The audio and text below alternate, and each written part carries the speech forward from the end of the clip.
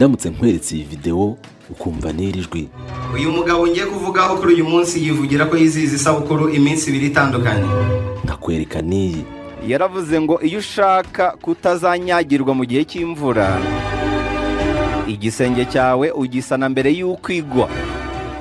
Byanze bikunze uhita umenya uwo ndi kukubwira. Yitwa Dashim cyangwa se Dash Dash nk'uko bakunze kumwita. Uyu ni umunyamakuru akaba n'umwanditsi w'ibitabo, umuvugabutumwa icyarimwe akaba n'umuhanzi. Gusa we yamenyekanye cyane ni mu itangazamakuru, aho afite ikiganiro gikunzwe cyane by'umwihariko mu gace kacyo kitwa Ijambo ryahindura ubuzima. Uyu munsi mu Ijambo ryahindura ubuzima ngiye kuvuga ku kagabo k'amafuti. Ako kagabo gatunzwe n'umunwa. Iki ni ikiganiro cyamuhesheje ibihembo bitandukanye kandi mu myaka yikurikiranya ibintu byashimangiye koko ko ari umunyamakuru ukomeye. Ni umugabo umaze kwamamara cyane no kwigarura imitima y'abatari bake kubera ijwi ryiza rivanze n'ubuhanga buhambaye afite. Dashim avuga ko ngo afite ikiyobyabwenge gikomeye cyamubase ku buryo ngo kukireka bitamushobokera. Uhise wibaza icyo ari cyo? Nukomeza gukurikira iki kiganiro uraza kukimenya kuko ndakikubwira mu kanya. Reka mbanze nkubwire ibi.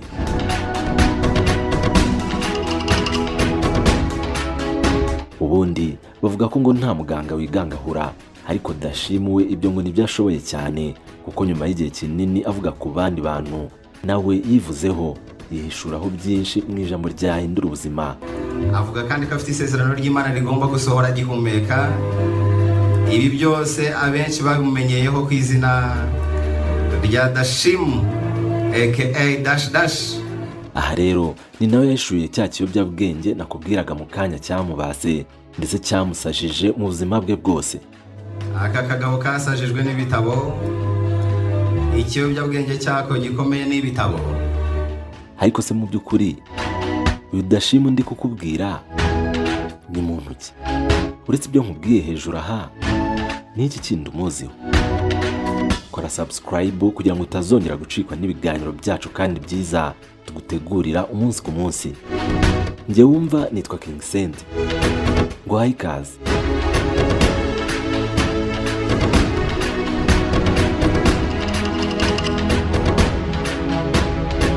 Amazina ye iswe n'ababyeyi ni Dashim Jean de Dieu, ariko yamamaye ku izina rya Dashim, gusa benshi banamuhimba Dash Dash.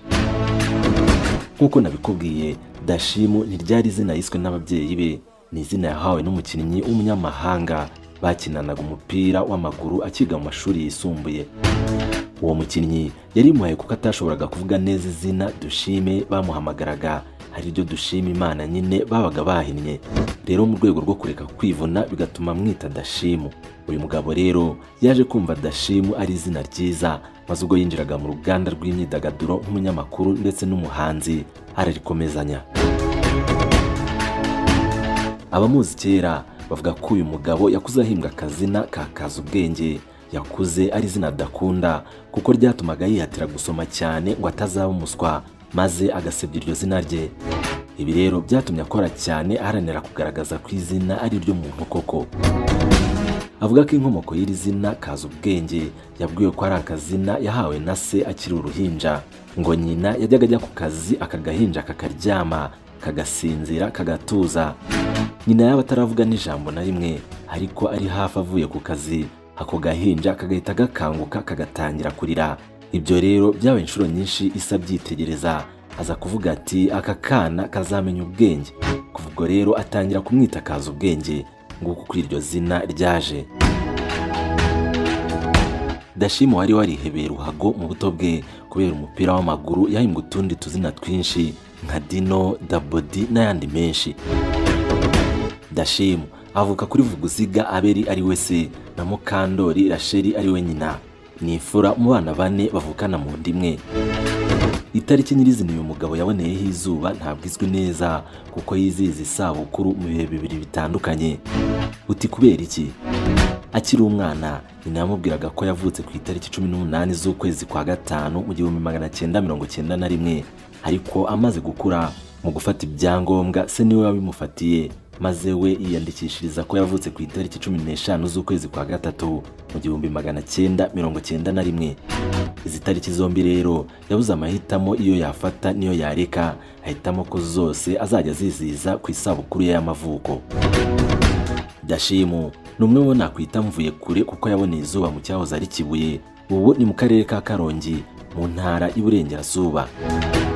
Kimwe nk'abandi bana bose, umwana wavutse yitaweho, ahabwa urukundo rwa kibyeyi, arakura. Nyuma yo gukura rero yatangiye ishuri nk'abandi bose, yize amashuri abanza muri Ecole Primaire Rwamuramira, ayisumbuye ayiga muri Ecole Secondaire de Gisenyi. Nkaho ibyo bidahagije, uyu mugabo yarakomeje araminuza. Kaminuza igice kimwe yakize mu ishami ry'itangazamakuru muri Institut Catholique de Kabgayi, ayakomereza muri Christian University of Rwanda aho yize Mass Communication. Aha rero birumvikana neza ku itangazamakuru akora arizi neza, aryumva ndetse akanarigiraho ubumenyi buhagije. Mu bindi wamenya nuko Dashimu ari umwishywa w'umuhanzi wamenyekanye cyane hano mu Rwanda mu myaka yo hambere, Bizimana Loti. Uyu muhanzi wakunzwe mu ndirimbo nyinshi zitandukanye zirimo nka Nitwa Patro, Nta Munoza n'izindi nyinshi. Gusa inkuru mbi kuri uyu muhanzi nuko nawe ari ku rutonde rurerure rw'abahanzi bishwe muri Jenoside yakorewe Abatutsi muri Mata mu mwaka w'1994. Bizimana Loti kandi nawe ni umuvandimwe wa Prof Malonga Pacifique wamenyekanye mu bwanditsi bw'ibitabo mu Rwanda. Bivuze ko Dashimu icyarimwe ari na mwishywa wa Prof Malonga Pacifique. Umunyarwanda yaciye umugani ngo isuku igira isoko, undi we avuga ko ngo mwene Samusure avukana isunzu. Uyu Dashimu rero nawe ni umuhanzi yamenyekanye cyane mu ndirimbo zitandukanye zakunzwe cyane mu myaka yatambutse, zirimo Gasaro ka Mama, Memuke Ndamuke, Bakunda Umurambo n'izindi nyinshi.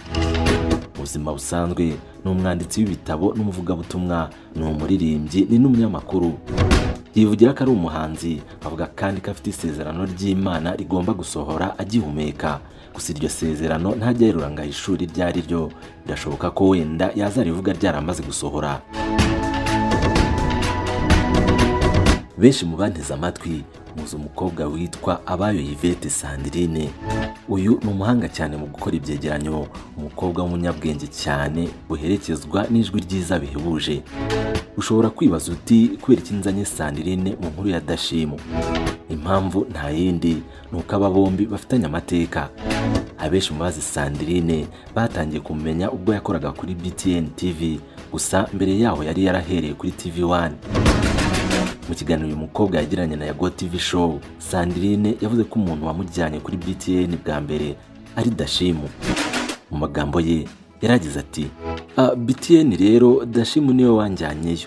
Hanyuma amaze kunjyanayo hari ikiganiro cyitwa Stargate, cyari cy'abastari, aranjyana ngo tujye dukorayo. Noneho tugezeyo dutangira icyo kiganiro.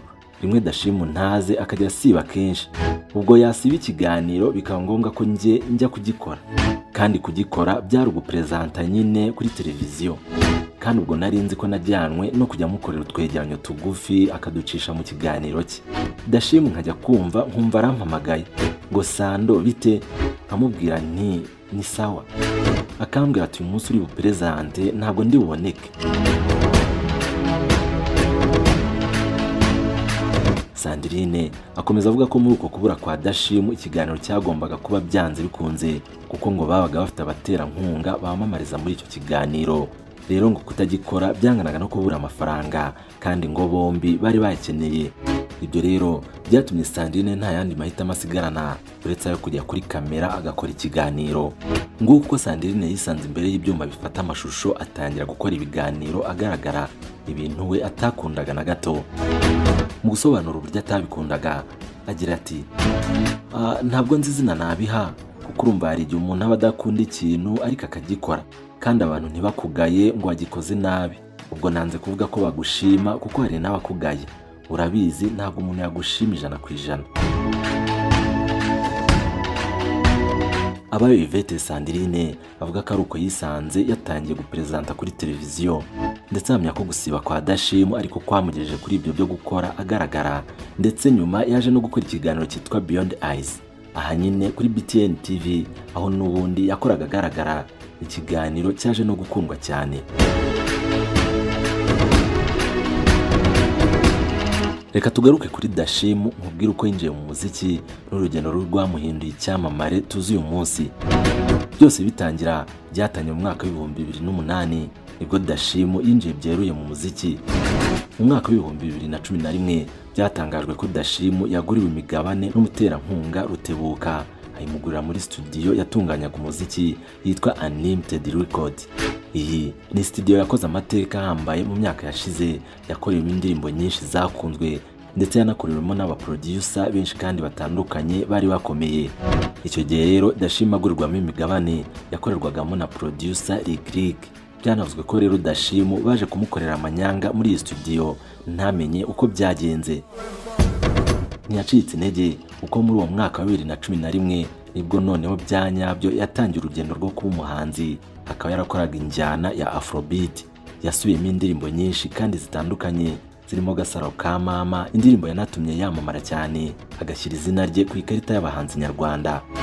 Sizo gusa kandi uko yanakoze yitwa Bakunda Umurambo, Kure ni Munda, yitwa Mabukwe ari kumwe na Uncle Austin n'izindi zitandukanye.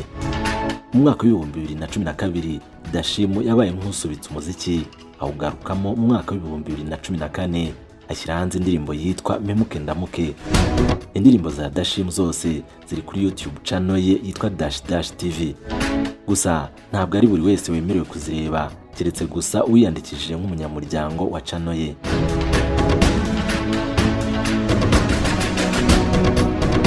Agisubika umuziki muri uwo mwaka wa 2012 nibwo yahise yinjira mu itangazamakuru. Icyo gihe yatangiye akorera ikinyamakuru cyandika cyitwa Imirasire.com, akabifatanya no gukora kuri Flash FM. Dashim nk'uwari umuhanzi aho kuri Flash FM yakoraga ibiganiro bijyanye n'imyidagaduro kuko nyine niyo yabagamo cyane. Mu mwaka wakurikiyeho ni ukuvuga 2013 yavuye kuri Flash FM yerekeza kuri City Radio. Aha yakoze imyaka 2 aho yakoraga ikiganiro cyitwa The Lynch Hour Jams cyabaga kuva ku wa mbere kugera ku wa gatanu. Icyo kiganiro umwaka wa 2015 cyanahembwe nk'ikiganiro cyiza cy'umwaka mu biganiro byose byabaga ku manywa, hari mu bihembo bya Rwanda Broadcasting Award. Byose birihuta. Mu mwaka wa 2015 yavuye kuri City Radio ajya kuri Hot FM yari kivuka, ariko aha ntihatinze kuko mu mwaka wa 2016 yahise ajya kuri Radio 1 aho yakoraga nka director, ariko icyarimwe akakora kuri BTN TV mu kiganiro cyitwa Stargate, kikaba cyari ikiganiro cy'imyidagaduro. Iki kiganiro nicyo nigeze kukubwira yinjijemo aba Yvette Sandrine ubwo yamuzanaga kuri BTN TV. Kera kabaye rero amazi yari amaze gushyuha, yanze kwibagirwa iwabo wa Mbeho, maze aza gusubira kuri City Radio aho yahise atangira gukora ikiganiro cyitwa Inzu y'Ibitabo. Bidatinze rero iki kiganiro cyahise gikundwa cyane, kiramamara hose, kimuhindura icyamamare ndetse kimuhesha ibihembo bitandukanye kandi bitabarika. Ni ikiganiro cyazamuye izina rye rigera ku gasongero, kimwicaza ku meza y'abandi banyamakuru bafite amazina akomeye cyane hano mu Rwanda. Ni ikiganiro kibamo uduce cyangwa udusigima twinshi turimo ubuzima, ikibwirizwa cy'umunsi, ibitabo wasoma ndetse n'agace ka nyuma kitwa Ijambo ryahindura ubuzima. Iri naryo ryarakunzwe cyane, aho bagaruka ku magambo akomeye yavuzwe n'abantu bakomeye bafite icyo bazwiho mu Rwanda ndetse n'ahandi ku isi. Nyuma y'imyaka isaga 5 akorera City Radio, tariki ya 16 Werurwe mu 2022 yerekeje kuri Fine FM yimuka nayo cya kiganiro cye cyitwa Inzu y'Ibitabo. Ni diri y'agatangaza, bitekerezwa ko Dashim yariyemo amafaranga menshi, ariko kandi kikanatuma iyi radio yigarura imitima ya benshi mu biganiro bya siporo irushaho gukundwa. Gusa rikanaho ntihatinze uko muri uyu mwaka nanone yerekeje kuri Radio 10, akaba ari naho abarizwa magingaya. Ntabwo uyu mugabo byarangiye kuri mikoro za radio gusa, kuko ubu asigaye anategura igitaramo cyitwa Ijambo ryahindura ubuzima Summit, aho muri edition ya mbere yari yatumiyemo ibyamamare bitandukanye birimo Tom Cruise, Diplomat n'abandi. Mu bindi wamumenyaho mu tuntu n'utundi, reka ngusubize inyuma gato mu myaka yashize mugeze muri 2012. Uyu mugabo ndavuga Dashim nyine, muri uwo mwaka yigeze kugirana amakimbirane n'umuraperi P-Fla, umubano wabo urangirika bikomeye. Mu kwezi kwa 4 k'umwaka wa 2012 Dashim wari umuhanzi umaze gufatisha yateguye igitaramo cyo gusezera abanyeshuri bari mu biruhuko, ariko iki gitaramo nticyabashije kuba kubera amakimbirane akomeye yagiranye n'umuraperi P-Fla wari kuririmba muri icyo gitaramo. Uyu Dashim umunsi umwe mbere y'uko igitaramo kiba yajyanywe mu nkiko n'abareberaga inyungu za P-Fla. Bukeye agerageje kuvugana na P-Fla kuri telefone amubwira ko yamaze kumujyana mu nkiko ko nta byo kuvugana bihari. Ibi rero byatumye iki gitaramo gihagarara. Icyo gihe Dashim yavuze ko yahombye amafaranga agera ku 250 by'amanyarwanda. Ngayo nguko rero ibyo bya Dashim mukunda muri benshi. Kugeza ubu numwe mu banyamakuru bakomeye cyane kandi bakunzwe n'abatari bake. Yakoze byinshi bituma akundwa, afite byinshi byo kumuvugaho, ari nayo mpamvu uyu munsi nanjye namugarutseho. Ni nasoreje ikiganiro cyacu cy'uyu munsi. Naho utaha Imana ibarinde.